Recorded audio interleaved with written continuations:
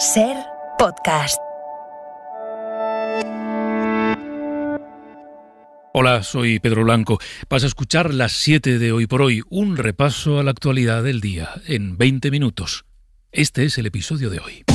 ¿Qué tal? Muy buenos días. Ucrania, y con ella el resto del mundo, contiene el aliento a la espera de las conversaciones entre los negociadores ucranianos y rusos que se esperan en las próximas horas. La quinta noche de asedio y de invasión ha sido relativamente tranquila en las principales ciudades del país, y eso significa que, aunque han seguido cayendo bombas, han sido muchas menos que en las jornadas anteriores. Pablo Morán. Pablo, ¿cuáles son a esta hora los titulares? Buenos días. Buenos días, Pedro. Quinto día de invasión y la resistencia ucraniana sigue frenando el avance de las tropas rusas al norte y al este, en la capital, en Kiev, y en Kharkiv, en la segunda ciudad del país, donde se están registrando combates cuerpo a cuerpo en las calles. Los civiles participan en la respuesta a la ofensiva rusa. Este que escucháis es el sonido de los vecinos de Dnipro repartiendo centenares de botellas vacías para preparar cócteles Molotov. El alto mando del ejército de Ucrania asegura que el número de soldados se ha incrementado en solo 2 días en más de 1/3, gracias a los civiles que se han alistado para defender el país. También lo hacen en las zonas rurales. Rusia reconoce que ha sufrido numerosas bajas, incluidas las sufridas en un ataque a una de las columnas que se dirigía a Kiev. En el terreno, en la ciudad de Kiev, en la capital, está la periodista Irene Savio. A esa ciudad no han llegado todavía al centro de la ciudad las tropas rusas. El alcalde asegura que no está sitiada, pero hay algunas imágenes de satélite de la inteligencia de Estados Unidos que sí muestran tanques del Kremlin muy cerca del centro de la ciudad. Vamos a preguntarle a Irene cuál es la situación a esta hora. Así nos despertábamos un día más a las 6 en punto de la mañana. El gobierno ucraniano ha acordado negociar en las próximas horas con Rusia un posible acuerdo de paz. Pero los combates no se han detenido y los bombardeos han continuado en distintas partes del país.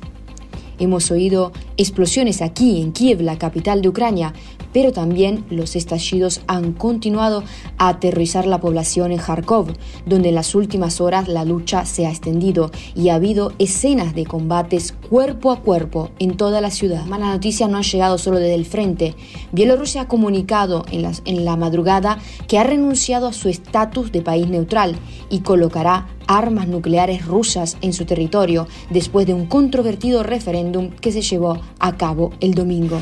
Bueno, la gran esperanza de los ucranianos está ahora mismo en esa reunión, en esas negociaciones que se esperan a partir de este lunes entre los negociadores de Rusia y de Ucrania. Y el presidente de Ucrania, Vladimir Zelensky, ha aceptado mantener esas conversaciones en la frontera con Bielorrusia, a pesar de sus recelos con ese país que, ya saben, está apoyando abiertamente a Rusia en esta guerra.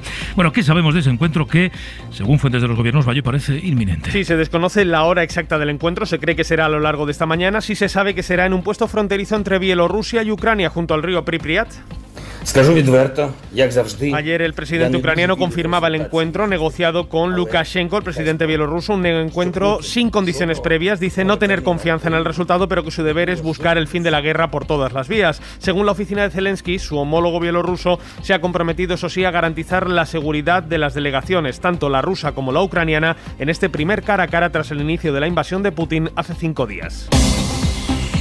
Solventada la última hora, Occidente trata de contener con fuertes sanciones la escalada bélica de Moscú. La Unión Europea, además, va a invertir por primera vez, este es un cambio relevante, muy relevante, va a invertir por primera vez dinero en armamento para ayudar al gobierno de Ucrania. Sonia Palomino, buenos días. ¿Qué tal, Pedro? Buenos días. La Unión Europea financiará por primera vez la compra y entrega de armas a un país en guerra. En total, 450 millones de euros para adquirir armamento. Josep Borrell es el jefe de la diplomacia comunitaria. Es la primera vez en nuestra historia en la que la Unión Europea proporcionará equipamiento letal para un tercer país. También he pedido a mi equipo en Ucrania y al personal militar europeo que creen un mecanismo que coordine las peticiones del ejército ucraniano para que podamos responder de la forma más eficaz junto a los Estados miembros a las necesidades que el ministro Kuleva nos ha explicado hoy. Además, Bruselas ha anunciado que todos los ucranianos que huyan de la guerra recibirán el estatuto de refugiado especial, algo que no se hizo durante la crisis de los refugiados refugiados en Siria. Así que Putin se comporta como siempre, Europa responde, reacciona como nunca. Sobre las sanciones, Bayo, Bruselas ha sacado adelante toda una batería de sanciones contundentes, muy contundentes, que van desde el cierre del tráfico aéreo a los aviones rusos hasta el veto a los medios de comunicación de ese país, medios al servicio del Kremlin, que se dedican, entre otras cosas, a difundir bulos. La idea es frenar la maquinaria mediática del Kremlin, ha dicho Ursula von der Leyen, que se propone suspender las emisiones del canal Russia Today y de la agencia Sputnik aquí en Europa. La presidenta de la Comisión Europea también quiere vetar el paso de cualquier avión comercial ruso por los cielos de la Unión, como hace ya Canadá, que este domingo ha obligado a dar media vuelta a un vuelo de Aeroflot con destino a Nueva York. En una entrevista anoche en el canal Euronews, von der Leyen decía que la confianza en Putin está completamente rota, que los 27 no descartan la posibilidad de que Ucrania entre eventualmente al club comunitario. Pertenecen a Europa, son uno de los nuestros, los queremos con nosotros, decía von der Leyen, sin poner fecha, eso sí, a esa eventual adhesión ucraniana. En las últimas horas, Corea del Sur se ha sumado a los países del G7, excluyendo a varios bancos rusos del sistema SWIFT de transferencias internacionales, mientras que el Fondo Petrolero Noruego ha anunciado que va a congelar y después se va a deshacer de sus inversiones millonarias en Rusia. Bueno, lo ha mencionado Bayo, excluir a una parte de los bancos de Rusia de ese sistema SWIFT, es una plataforma, un modelo operativo, una forma de identificación que permite realizar pagos internacionales. Bueno, eso supone en la práctica inhabilitar a esas entidades. Así que se congela el acceso al dinero, se congela el comercio internacional a través de esos bancos a millones de ciudadanos y de empresas. Javier Ruiz, Javier, buenos días. Buenos días. Retirar a algunos bancos del código SWIFT significa literalmente retirarles el DNI bancario.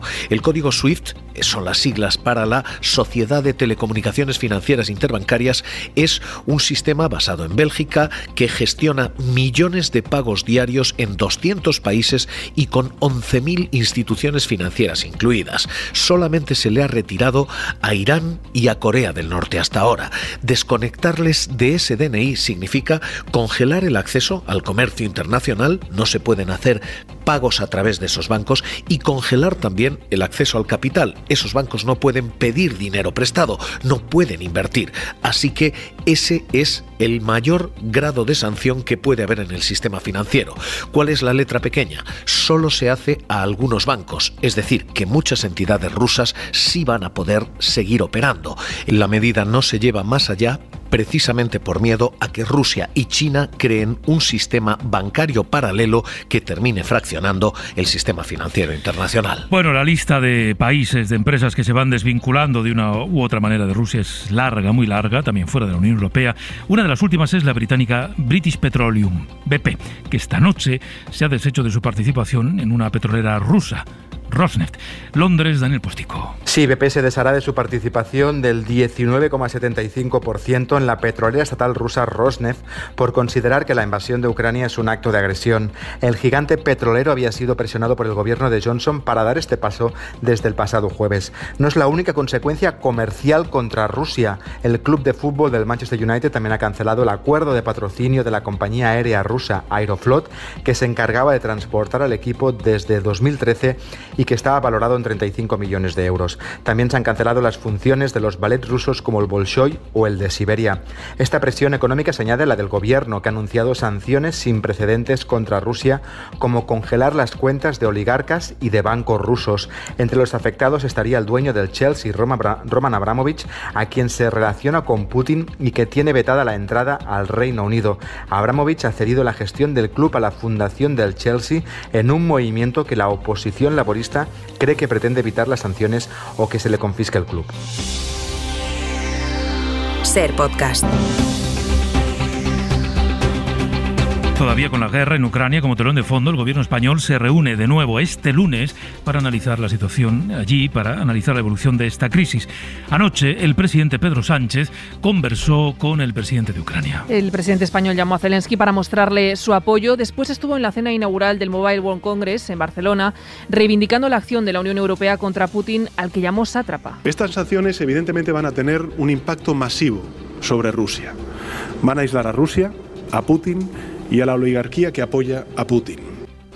Hoy será el ministro de la Presidencia quien dirija esa cuarta reunión del Comité de Situación. Félix Bolaños es el encargado de coordinar a los ministros para aplicar las decisiones que se están tomando en Bruselas con respecto a esta crisis. Hay un ministro que ha madrugado más, desde el ministro de Exteriores, a las 6 de la mañana, aterrizado en Madrid, un avión fletado por el gobierno en el que viajaban más de 100 personas evacuadas desde Ucrania, en su mayoría españoles, ciudadanos españoles. Los ha recibido allí el ministro de Asuntos Exteriores, José Manuel Álvarez. Enrique García. Sí, estudiantes residentes en Ucrania, las parejas ucranianas de los españoles, incluso un bebé que nació el sábado. Fue el mismo día en el que salieron de Kiev en 2 convoyes militares escoltados por los GEOS. De Kiev llegaron a Cracovia y desde ahí a Madrid en un avión fletado por el gobierno. José Manuel Álvarez, ministro. Evidentemente hay tantos casos de dolor y tantos casos humanos por lo que queda atrás. He podido hablar con una chica ucraniana que ha dejado a su familia atrás. Hay parejas mixtas,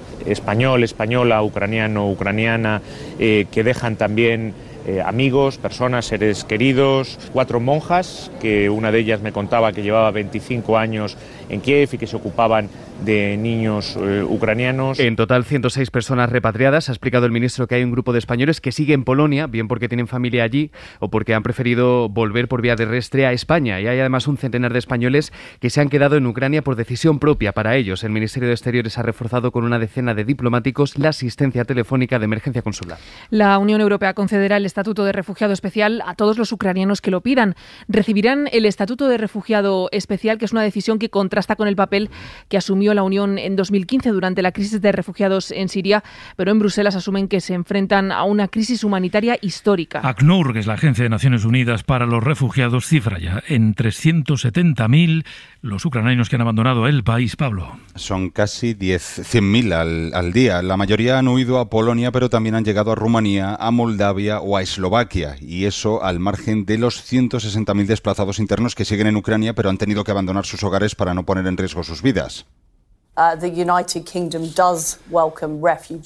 Y Europa, Reino Unido, todos los países esta vez sí les reciben con los brazos abiertos, permitiendo esa entrada ilimitada de refugiados que comentabais, que pueden llegar a los 4 millones, según estimaciones de Bruselas. Dentro se sigue pidiendo la activación de un corredor de seguridad para que lleguen bienes de primera necesidad. La ONU advierte de que los hospitales de Ucrania se están quedando sin oxígeno para atender a sus pacientes. En Italia, el gobierno trabaja en crear corredores humanitarios, una petición que ha hecho el Papa Francisco, en su discurso de ayer del Ángelus. El pontífice ha llamado este fin de semana al presidente ucraniano para transmitirle el apoyo del Vaticano. Informa desde Roma Marina García. Con el cuore straziato per quanto accade in Ucraina. Tengo el corazón desgarrado por lo que está ocurriendo en Ucrania, dijo ayer el Papa Francisco en su habitual Ángelus a mediodía ante la plaza de San Pedro de Roma. Pedía como hacía habitualmente la paz y además condenaba a los que hacen la guerra y se entregan por sus propios intereses de poder a la lógica diabólica y perversa de las armas. Se afida a la lógica diabólica y perversa delle armi. Con estas palabras escenificaba públicamente los pasos que había dado en los días precedentes, cuando la escalada de tensión se había desatado el miércoles, convocaba un ayuno y una oración por la paz para el próximo 2 de marzo. Tan solo 2 días después, el viernes, su preocupación en un movimiento histórico lo llevó a presentarse en la Embajada de Rusia ante la Santa Sede para pedir un corredor humanitario. Lo repitió también ante el mundo ayer domingo como la única esperanza ante el horror para salvar a las víctimas. Es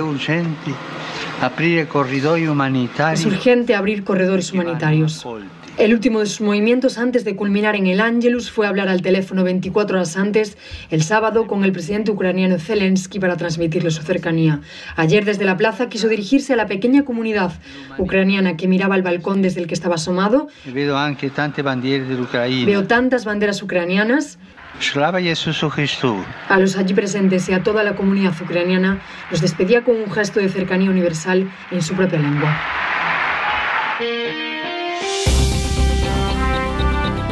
Ser Podcast.